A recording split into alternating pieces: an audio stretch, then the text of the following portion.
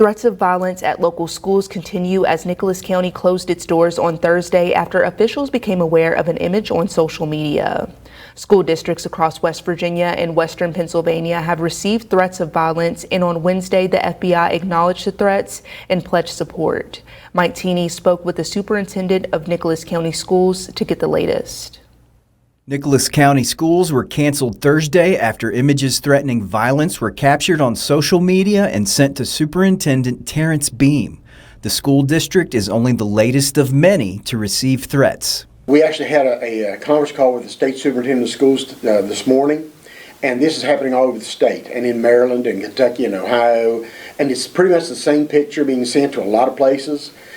We think that this picture actually originated maybe even years ago. It's just recirculating at 9/11 time. We had the shooting in Georgia last week, and so these things kind of run in cycles, and we kind of expect these things to occur, but when they occur, then you have to take them seriously. The threat included a picture of a gun.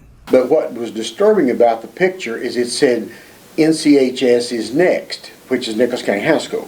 Officials were aware of the image and text on Wednesday evening and immediately began investigating. We worked on it for about 9:30, and we still hadn't heard anything back from law enforcement yet as to where the origin of this text came from or the emails came from. So I took the liberty to go ahead and cancel school to protect our students and our staff.